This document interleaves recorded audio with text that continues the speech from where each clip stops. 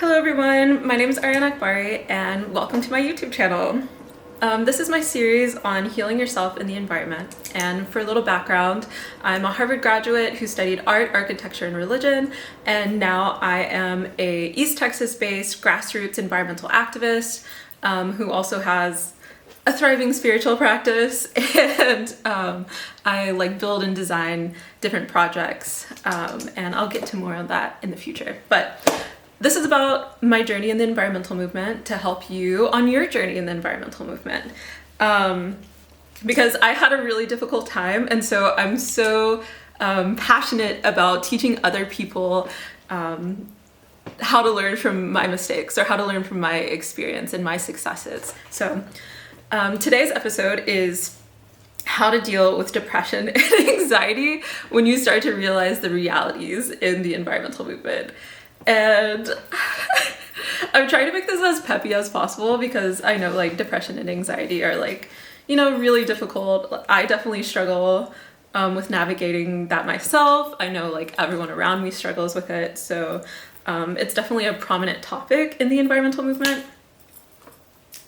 And so I'm going to talk about two cases. The first will be an experience where I experienced depression and what causes depression or what causes sadness and how to identify the root and how to move through that.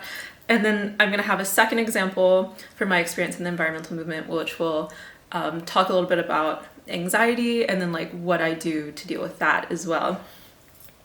So the first instance, which is kind of what launched my interest in the environmental movement, was eminent domain law and pipelines. So they basically, how do I describe this? So whenever America was founded, they created a law which allowed for private land to be taken for a fair profit or fair exchange of money for public use. So this originally applied to things like hospitals and schools and things that the public would use. As time has gone on, it started to apply to larger projects such as road infrastructure, railroads, airports, and even oil and gas pipelines. And so now we have a little bit of a strange situation that I think has gotten so bad over time because people just weren't really aware of what was happening with lawmakers and these very wealthy corporations, right? So things kind of have gotten out of hand to the point where now a very wealthy private company can take your land for, whatever price they deem acceptable, so that they can then, potentially destroy your home and everything you've worked for to put in pipelines. Okay, so that's terrible, right? And I think when you have this realization, you're like, what? How can this be allowed in America nonetheless? And that's true. I definitely went through that. But a company called Energy Transfer Partners, which is also known as Sunoco, which has a lot of bad stuff happening. Kelsey Warren is the CEO of Energy Transfer Partners, and I think right now he's responsible for the Dakota Access Pipeline, which all the indigenous people were protesting against, and now he's trying to bankrupt Greenpeace. But so it's not a nice, in my opinion, not a nice man. But maybe Kelsey, work with me. Maybe we can make something better out of the terrible mess that has been made. So Energy Transfer Partners demolished my childhood neighborhood. And this was really, really disappointing for so many reasons. And it made me very, very sad. First of all, it didn't seem like anyone around me wanted to fight. It was also kind of around the pandemic, so everybody was in their houses, they were quiet. There wasn't the same movement that we might have in everyday life. And so there was a sense of isolation. As I started to navigate the legal surroundings around it, I started to realize it seemed like nobody could understand the value of this neighborhood. They couldn't understand the importance of oh, this neighborhood has stood here for 200 years. Maybe it could stand for another 200. And it was really disappointing, right? Because I felt like I was fighting for something that everybody else had already like let go. And at the same time, like the law was not in my favor, or the money was also not in my favor. So like sadness and depression can stem from a lot of things, right? But mostly it stems from loss, right? This feeling of loss. So it made sense that I would be feeling like sad because of this, you know? It wasn't just the loss of a street, even though it was the loss of a street, it was the loss of like my childhood, it was the loss of my heritage, the heritage of my city where I'm from. And, you know, it wasn't being replaced with anything substantial. It was being replaced with like a danger, like a hazard, a pipeline that could cause spills, you know, that could cause explosions, that could, you know, further poison the land and the water and everything. So I think I'm still grieving that, to be honest, but I think grieving is a key term because you do have to go through the stages of grief whenever you lose something like this. So this can apply to a pipeline, this can apply to all the battles that you're going to lose as an environmentalist because, like I said, a lot of the laws over the past 100 years or so have been written in favor of like oil and gas companies.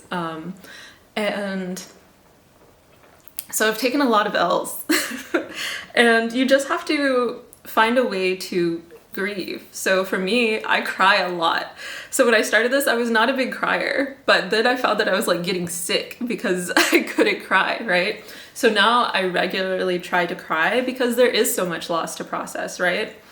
And that's really important for me. What else is important? Like sharing stories, finding people who felt the same thing as you, and just kind of like, you know, take care of yourself, like grieve, like you really gotta grieve a lot in the environmental movement. Okay, my second case study is about explosions. So explosions and emissions events, like the chemical component and how it can cause anxiety in anyone who starts to learn about it. So another canonical event in my environmental journey was the double explosion of the TPC industrial site in Port Neches, Texas.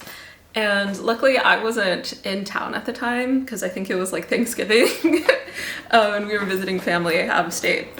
But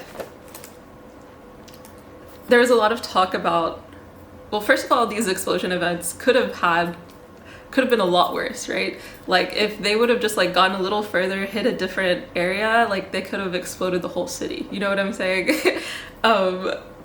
And there was a lot of talk about, you know, should they evacuate the people? Should they shelter in place? They ultimately ordered a shelter in place. Some engineers have said that they should have ordered an evacuation because if the explosion had sparked to start, it could have caused a lot of loss of life and property. But there was also a lot of talk about how different chemicals were released in these explosions. So those two chemicals that people talked a lot about were called benzene and butadiene. Benzene and butadiene are both carcinogens, which means that they are known to cause cancer. And these are just two of the many chemicals which were released in that event. But as you start to learn more about explosions, as you start to learn more about industrial facilities, and an array of industries, whether that's agriculture or like paper mills, petrochemicals, plastics, you know, oil and gas, energy, you're going to find that with all of these sites, there are a ton of chemical releases, and most of those chemicals are detrimental to the health of humans and the earth, right? So there are other things like we had a recent flaring or emissions event at Exxon, I believe, in Beaumont, and that released sulfur dioxide, which also causes things like asthma, difficulty breathing, and in some cases, I believe, death. So I think like once you start to discover like, oh, all of these places are releasing like chemicals that kill people and they kill the earth and they kill like everything, and they're expanding, and like there's gonna be more, and you start to realize like, where's the limit, you know? Like, why is nobody saying anything? Like, why is everybody just like letting these companies make a ton of money, and then like die, like kill people and the planet in the process. So it can very easily turn into like a spiraling event, like an anxiety spiral, right? Because it's very easy to get overwhelmed with the fact that like, oh, I'm surrounded by like tons of chemicals that could kill me. And like, that's really tough, right? Or like if I drive by the tank farms, or like all of this, you can start to feel like if this explodes, I'm gone. If my community's gone, everyone's gone. And so it can get really dark. And I think one way that I found how to deal with this is to really like try to ground yourself, right? And to take it easy, right? Because none of us in the environmental movement are going to solve the whole thing by ourselves, right? There's only so much a person can do. So like, relax, okay? Just do your best, you know, and you don't even have to do your best, like do it okay. But a helpful method is called grounding. And one of the mantras I have, which is kind of like a phrase that you say to help you feel more at peace, is I am safe, I am protected. So sometimes I will think like, you know, I'm having an anxiety spiral, I'm like, ah, and then I go, you know, I find my zen. I usually get under my gravity blanket, which definitely get one of those if you can. Target sometimes sells them around now. And I think I am safe, I am protected. And I take some deep breaths.